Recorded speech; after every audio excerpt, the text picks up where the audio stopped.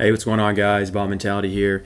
I want to take a quick look here at the ES, the VIX, and some of the tech names, give my thoughts on where the market's sitting at right now.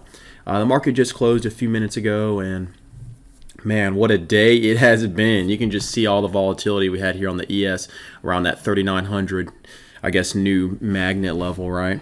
So the first thing I want to talk about is the VIX. Let me zoom in here on the hourly. As you can see, the VIX has not been able to really break and sustain over that 35 level.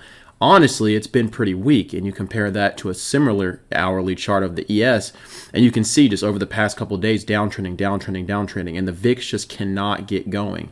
Even this morning when we saw a move down to the 38.55 to new hourly lows, actually not morning, here midday, into 2 p.m. we saw a roll here into the 38.55, and the VIX couldn't even break over that $35 level, which it had been over 2 days prior when we were at much higher prices. So the ES was nearly 200 points lower than it was when the VIX hit 35 over here, and it still couldn't reach the same level. We are just not seeing the same level of fear that we saw in the past. Okay, well, we are maintaining an elevated VIX roughly over 30.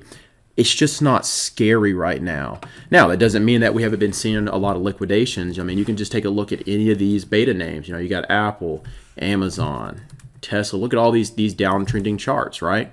We've been seeing a ton of downside momentum that has been killer. If you've invested in these things and have been adding on the way down, you're getting killed. You simply can't add this much, right?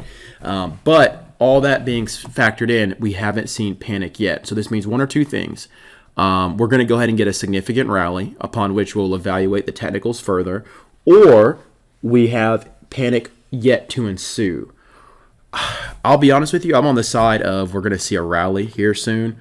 And I mean, the further you zoom out, the more of this consistent, red day streak. What is this? 6 red days in a row heading into tomorrow's session.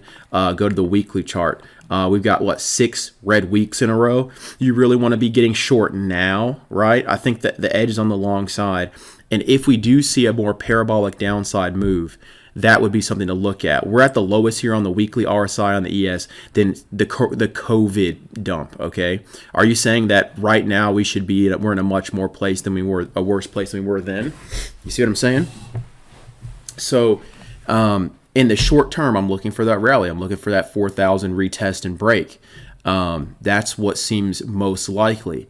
However, respect the lows. If you're going to play long, just trade off that 38.55. If we get below that, hands off. Let the VIX go ahead and make its large move, right, over that $35 level, possibly towards 38. If we get that, then start, looking back for the bounce idea. You got to stay on your toes in this market, guys. You can't just, see a huge rip up early in the day, go over VWAP buy and just, and hold, expecting this to be the bottom of the market. As you can see, we gave it back and then ran it back some. These are just shorts getting chopped up, early longs getting chopped up.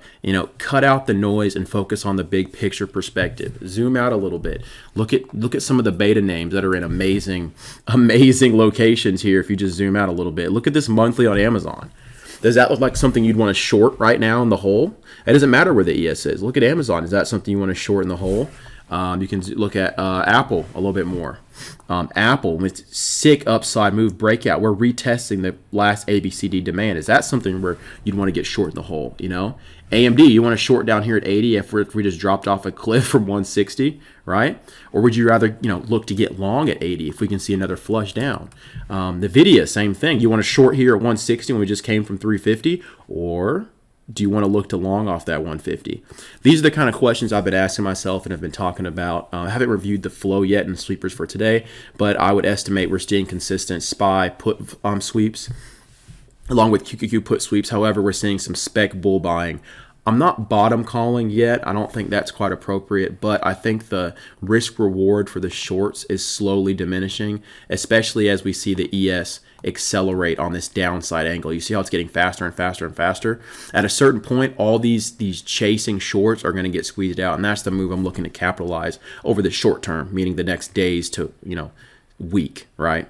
That's what I'm looking at for that 4,000 target. So that's it. That's all my thoughts for right now. I'm going to go ahead and get out of here. Remember to stay focused, develop that bot mentality, which is a trading mentality where you learn to eliminate your emotions. You can trade like a machine, guys. I'm out of here. Deuces.